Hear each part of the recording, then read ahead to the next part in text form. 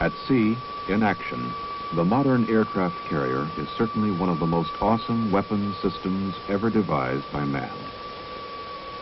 In the past 30 years, her performance, her presence on the oceans of the world, has undoubtedly altered the course of history.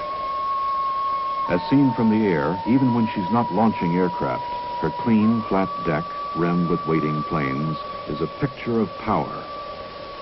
Yet for all this vast strength, as real as it is apparent, a carrier at sea is extremely vulnerable. Since her striking arm requires the use of exotic fuels and powerful weapons, she's forced to carry with her the potential for her own destruction. It's all around her, on and below decks, waiting for a miscue, a careless error, or a tragic accident. On Saturday, July 29, 1967, the USS Forrestal was at Yankee Station off the coast of Vietnam. She was safely out of range of any hostile fire. For the men working topside, the break-in period passed quickly. Beginning with her initial combat strikes on July 24th, the Forrestal completed 700 sorties in 4 days. Now, on the 29th, the 5th day, she was getting ready again. In light of what eventually happened on deck that afternoon, it's only natural that some have looked back and questioned, wondered, specifically about the lack of safety procedures. The fueling that went on while some of the ordnance was still being armed or undergoing last-minute inspection. Crewmen strong-backing bombs into position instead of using the available hoist to do the job. The seemingly casual or relaxed attitude, with many of the men out of place or in areas where they didn't belong. More than a handful of them out of uniform or without protective gear of any kind. How important were these factors? Were they part of an overall pattern that could end only in tragedy? Or weren't they important at all?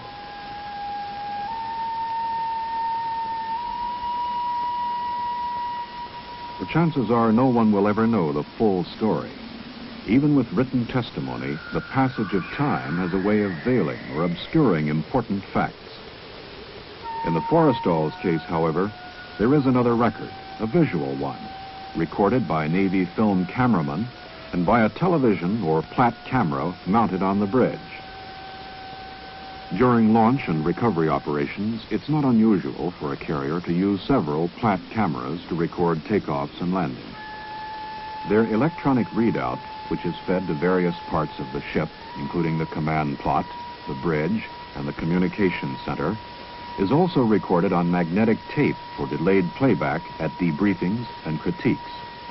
Using that visual record, let's go back now to July 29, 1967. The time is 13:51 and counting.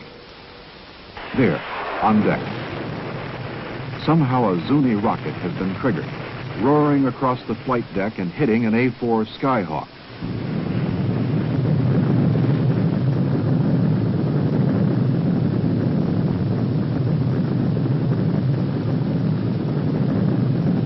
A sheet of flame from the A-4's ruptured fuel tank has enveloped the Skyhawk and her immediate neighbors.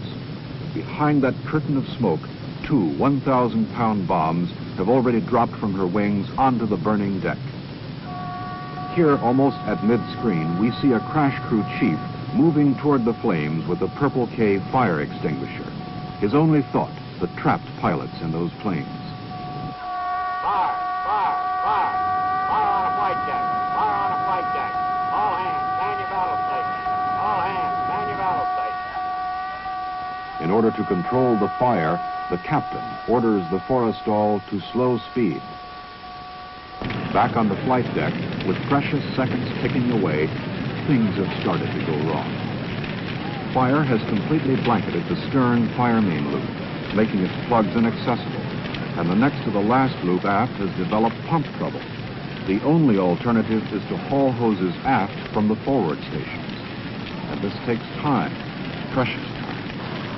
13:52 and 43 seconds. The 2 main fire parties are now on deck working close to the flames, but so far only one hose is actually operating.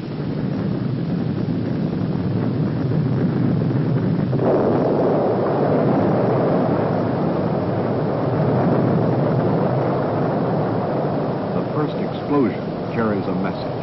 The Forrestal is in deep trouble. It won't end here. The chain has started. And yet those who have survived it turn around and head back.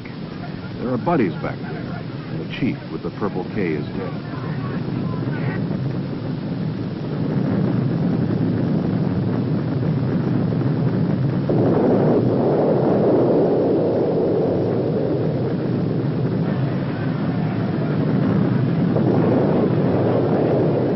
Fire at sea is the ultimate nightmare for any sailor. You can't run away from it. There's nowhere to go. It's a fight for survival. Your instincts have to be right. Your courage pinned on like a badge. Following the third explosion, the first two fire parties had been virtually wiped out. The fire was now completely out of control. A great ship was on the verge of dying. To save her, other men were going to have to go back on deck, most of them without sufficient training in firefighting techniques. Down below, fuel was pouring through holes in the flight deck caused by the continuous 1,000-pound bomb explosions. The fire had chased after the fuel, spreading quickly to the 03, 02, and 01 gallery decks and into the after end of Hangar Bay 3.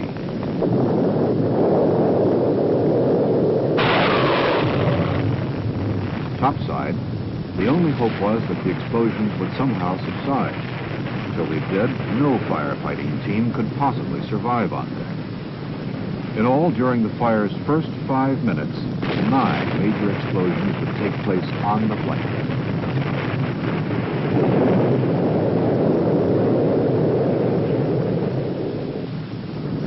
As the first of the injured were brought to safety in a sponsored area, another relief party was already forming up. They knew what they needed most on deck, the foam hoses. For some unknown reason, one or more of the fog foam stations hadn't been initially charged. Some of the firefighters either didn't know that it was necessary to perform certain manual functions on the flight deck and hangar decks to get the foam systems operating, or they were injured or killed before they got to them. On deck, the relief party's first move was to lay down a curtain of foam between the flames and the Forrestal's island.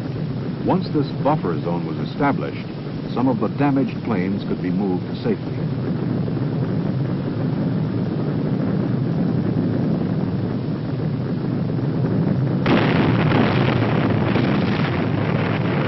Along the port side, where most of the armed aircraft were parked, things were still out of control.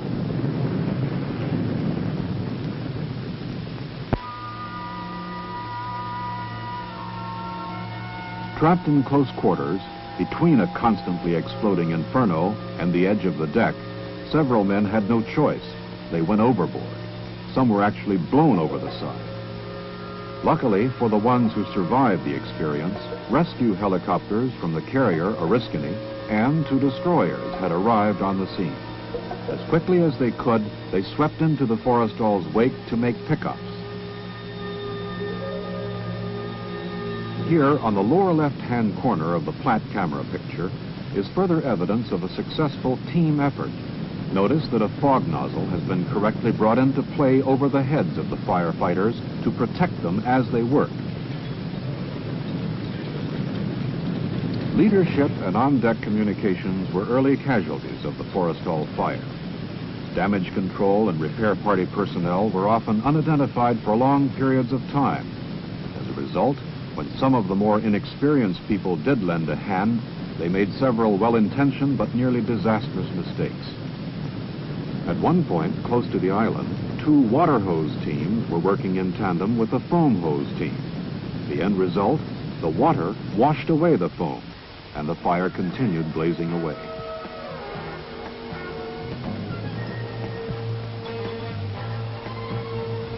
But whatever their faults, whatever mistakes they made, it's impossible to fault their courage. Before this day was over, 134 of them would pay with their lives or be listed as missing.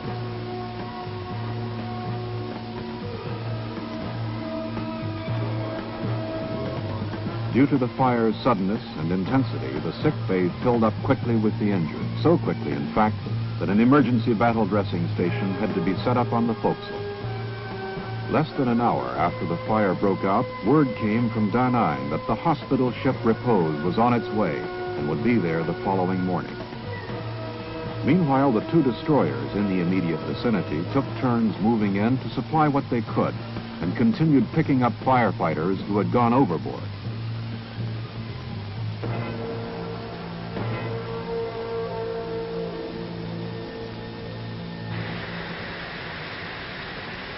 Four minutes after the fire started, the divisional doors between hangar bays 1 and 2 and 2 and 3 had been closed, effectively isolating each of the bays and preventing the spread of the fire. In hangar bay 3, the sprinkler system and some effective work with the foam hose kept the fire confined to the engine shop and the after end of the bay itself. Here, as everywhere on board, air group personnel and air department personnel, all men not assigned to any specific firefighting duties, pitched in to help. In those hangar areas still untouched by the fire, regular crew teams and all available personnel worked feverishly to bring aircraft topside and all the way forward on the flight deck.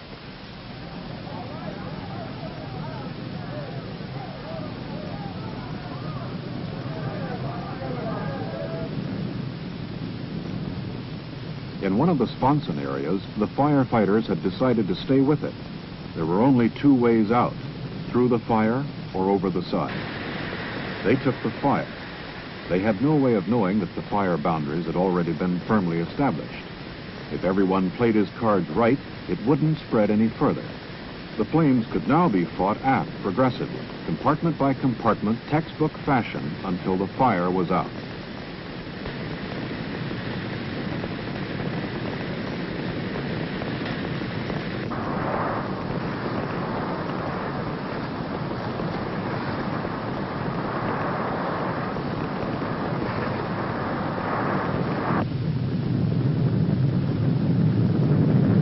On deck, the first sign that the battle was being won was the presence of white smoke.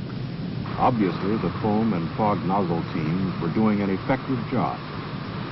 But here and there, several glaring errors were still being committed. Several hose teams had men who were without shirts or protective gear of any kind. A fuel tank explosion, close up, no matter how small, would have burned most of them to a crisp.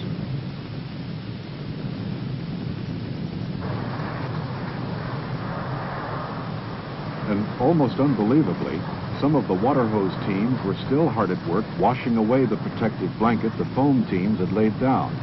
Here and there, black smoke had actually started rising again.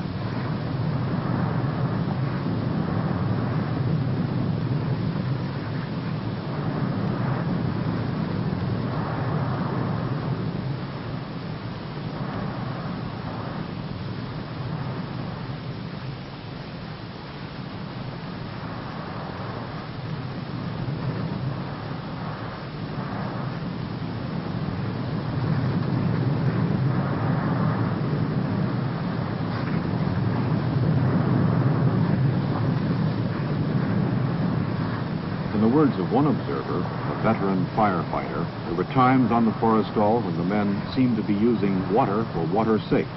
If they found an open hole caused by one of the bomb explosions, they just kept pouring water in it. As a result, the Forrestal suffered thousands of dollars worth of damage to its onboard computers and several other pieces of intricate gear which hadn't been directly threatened by the fire.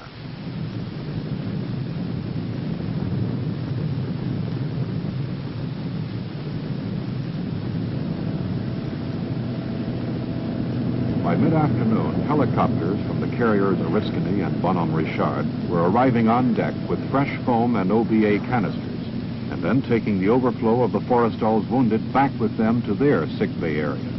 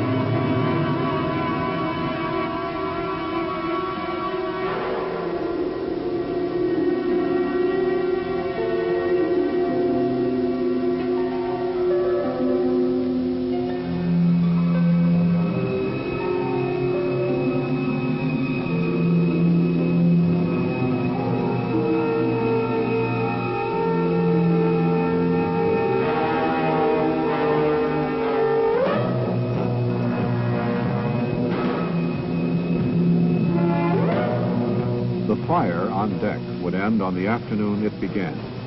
The fires below would rage on through the night and into the evening of the following day.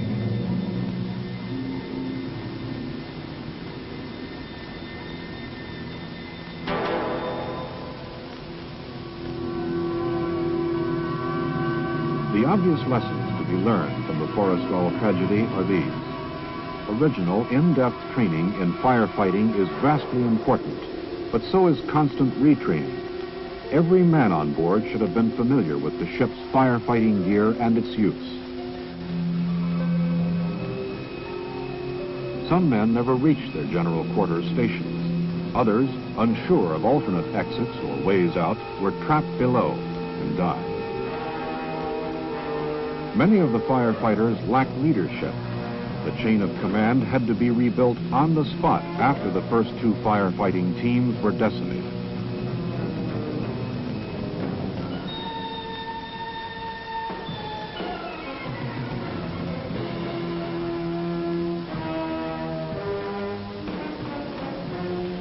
Too much time was spent struggling with items like the OBA. Some of the men actually had to stop and read the instructions before they could use them.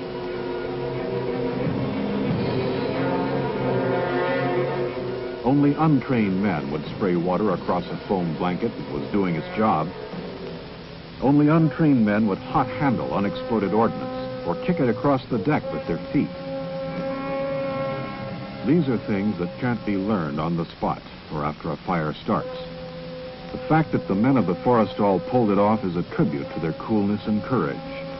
But we'll never know how many men were lost because some things were done the wrong way.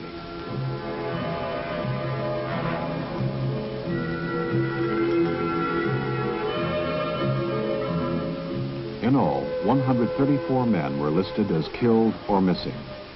Damage to the ship, exclusive of aircraft and other air equipment, was estimated in excess of $72 million. The Forrestal fire is a story of extraordinary heroism, trial and error under unbelievable pressures, and tragic death. It's a story that the Navy clearly would rather not live over again.